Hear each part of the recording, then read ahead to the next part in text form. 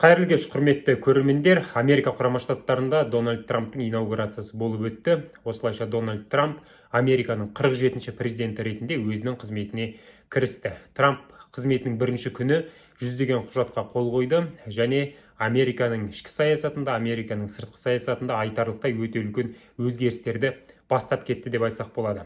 Мысалы, Джо Байденнің 78 бұйрығының күшін бір күнде жойды. Трамптың қабылдаған шешімдерін жеке-жеке алып қарастыруға, талқылауға болады және әрқайсысы өте үлкен бір мәселені қамтитыны белгілі. Алайда Дональд Трамптың саяси ұстанымдары, қазіргі уақыттағы қабылдаған шешімдері Орталық Азияға және Қазақстанға қалай әсер етеді деген сұрақ бізге одан да қызығырақ деп ойлаймын. Осыған байланысты екі түрлі мәселені көтеріп қозғауға рұқсат етіңіздер. Біріншіден, Дональд Трамп қызметінің бірінші күні Джо Байденнің Америка жерінде энергоресурстарды өндіруге шектеу қойған жарлығының күшін жойды. Яғни Байден өзінің президенттік кезеңінде Америка жерінде мұнай мен газды және өзге де табиғи ресурстарды өндіруге біршама шектеу қойған болатын. Ендігі уақытта аталған шектеудің күшін Дональд Трамп жойып отыр. Трамптың сөзінше, Америка жері мұнай мен газға бай.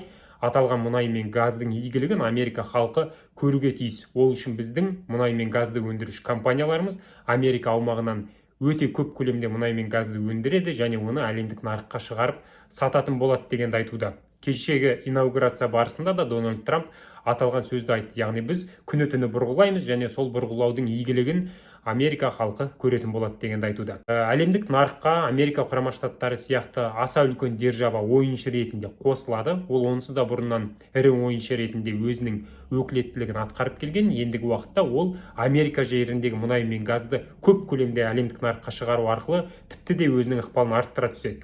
Бұл сөзсіз әлемдегі энергоресурстың бағасын төмендетеді және әлемдегі нарықты, оның ішінде Европа нарығын Американың компаниялары көбірек иемдене бастайды.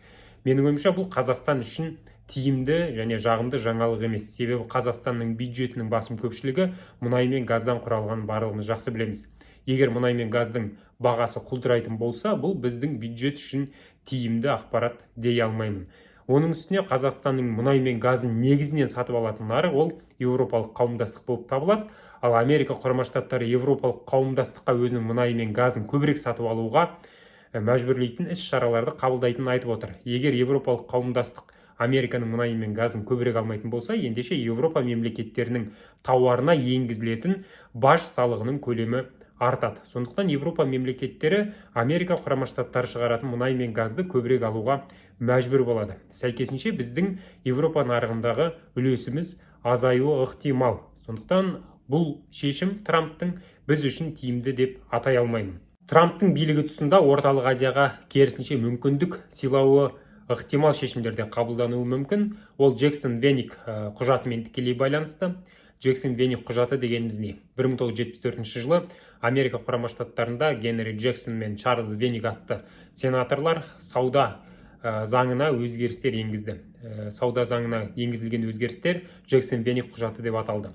Бұл құжаттың мақсаты не және ол не үшін қабылданды? 1970 жылдары социалистік мемлекеттер, оның ішінде КСРО бар, өзінің аумағындағы интеллигент азаматтарды басқа мемлекеттерге көшіп кетуден сақтандыру үшін және жаңағы ақылдылар ағыны дейміз, немесе утечка мозгов деп аталып жатады. Кейде сол процесті тоқтату үшін эмигранттарды өз аумағында ұстап қалуға байланысты көбірек шектеулер қоя бастады. Міне осы шектеулерді Америка құрама штаттары адам құқығын аяққа таптау деп атады. Яғни әлем азаматтары қай жерге барып, қай елге барып тұрғысы келсе, оны өзі біледі. Ал мемлекет өз жеріндегі азаматтарды басқа елге көшіп кетуден мәжбүрлі түрде ұстап қалу, бұл адам құқығын таптау деп атады.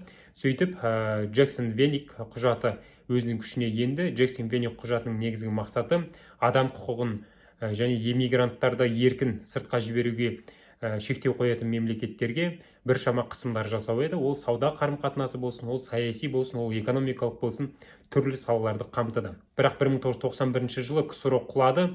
Сәйкесінше Джексон Веник құжатының өмір сүруіне де негіз жоқ еді. Дегенмен аталған құжат әлі күнге дейін өміршең болып қалуда.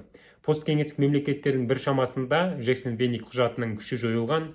Оның ішінде тіпті Ресей де бар. Ресей 2012 жылы Джексон Веник құжаты Ресей үшін алынып тасталды. Бірақ Орталық Азиядағы 4 мемлекет әлі күнге дейін осы құжаттың аясында біршама қыспақ көріп келе жатыр.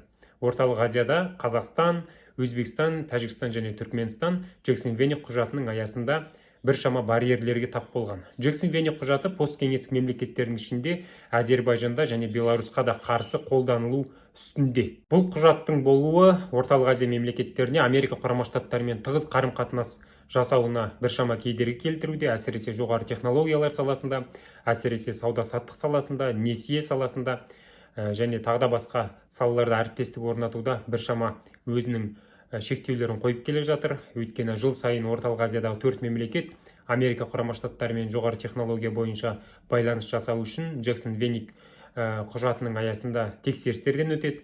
Сондықтан аталған құжаттың күшін жоюға байланысты Орталық Азия мемлекеттері Америка құрама штаттарымен ұзақ жылдар бойы келіссөздер жүргізіп келе жатыр.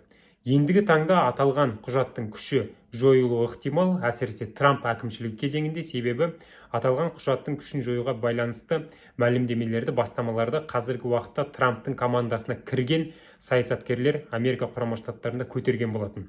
Мысалы, бұрынғы сенатор болған Марко Рубио бүгінде Америка құрама штаттарының мемлекеттік хатшысы болып тағайындалды. Міне осы Марко Рубио Американың сенатында Орталық Азия мемлекеттеріне Джексон-Веник құжатының күшін жоюға байланысты бастамаларды көтерді. Марко Рубионың сөзіне сенетін болсақ, Орталық Азияда әсіресе Қазақстан мен Өзбекстан Американың негізгі одақтастарының бірі болуы тиіс. Себебі Қазақстан мен Өзбекстан жаңа нарықтық экономикадағы мемлекет екенін дәлелдеді және бұл мемлекеттерге Джексон-Веник құжатының шектеулерін қолдану негізсіз дегенді айтуда. Ендігі уақытта Марко Рубио Америка құрама штаттарының мемлекеттік хатшысы болғандықтан оның сөзі өтімді болады, оның сөзі Трамп әкімшілігінде салмаққа ие болады. Сәйкесінше Джексон-Веник құжатының Орталық Азия үшін күші жойылуына өзінің әсерін, ықпалын тигізуі әбден мүмкін. Егер Джексон-Веник құжаты біз үшін жойылатын болса, ендеше біздің Америка құрама штаттарымен көбірек ықпалдасуымызға мүмкіндіктер терезесі ашылатын еді. Одан бөлек Орталық Азия Америка құрама штаттары үшін өзінің одақтастық әріптестігін арттыру мүмкіндіктеріне ие бола бастайды. Себебі Орталық Азия Америка саясаткерлерінің көзқарасында біршама ұмытылған аймақ ретінде есептеледі. Мысалы, Америка құрама штаттары Ауғанстанда әскери операциялар жүргізген сәтте Орталық Азияны негізгі серіктестерінің бірі ретінде атаған болатын. Себебі Орталық Азияда Американың әскери базасы болды. Мысалы, Қырғызстанда, Орталық Азиядағы мемлекеттерде Америка өзге де әскери нысандарын ұстады. Қазақстанда мысалы